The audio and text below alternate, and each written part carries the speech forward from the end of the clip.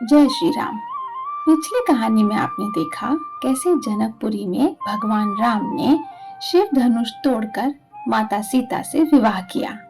यह दृश्य केवल एक विवाह का नहीं था, बल्कि दो दिव्य आत्माओं का मिलन का था, धर्म और श्रद्धा के संगम का था।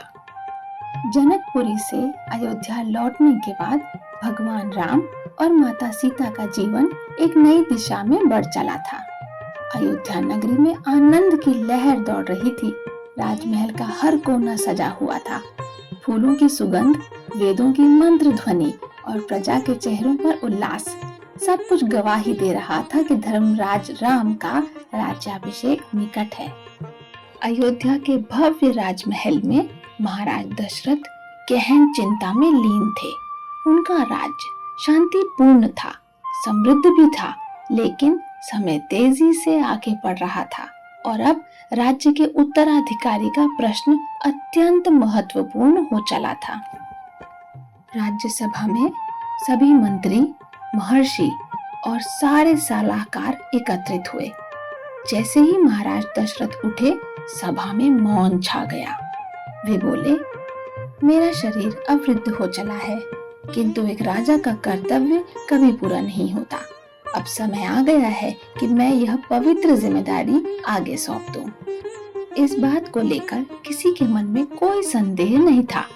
श्री राम माता कौशल्या के ज्येष्ठ पुत्र थे। धर्म, विनम्रता, पराक्रम और करुणा की प्रतिमूर्ति थे।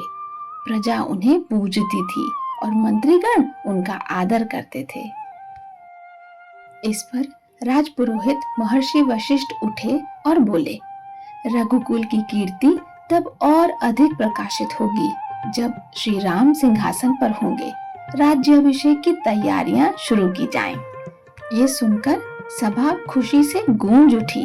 श्री राम के राज्याभिषेक की तिथि घोषित कर दी गई और अयोध्या वासियों के लिए ये एक परम उत्सव का क्षण था। अब अयोध्या में उत्सव की तैयारी थी।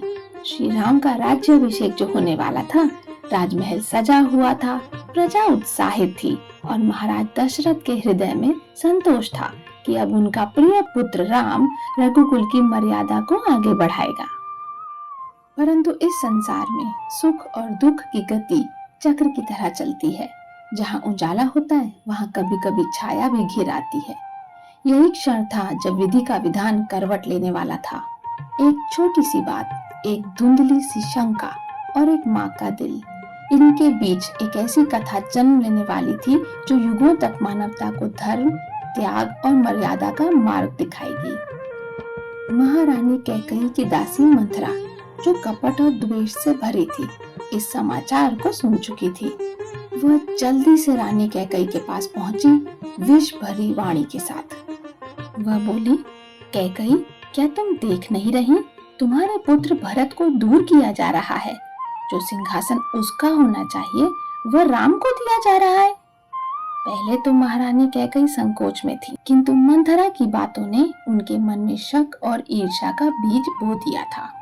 श्री राम के प्रति उनका प्रेम धीरे धीरे अंधकार में खोने लगा और यहीं से आरंभ हुआ उस महाकाव्य का एक निर्णायक मोड़। वनवास का बीज इसी क्षण बोया गया। यह वह समय था जब अयोध्या के राजकुमार भगवान राम प्रेम पूर्वक वन की ओर प्रस्थान करते हैं, न तो क्रोध से, न शोक से, बल्कि केवल सत्य और पिता के वचन की रक्षा के लिए। ये जानेंगे हम अगली कहानी में। तब तक जपते रहिए। जय श्री राम।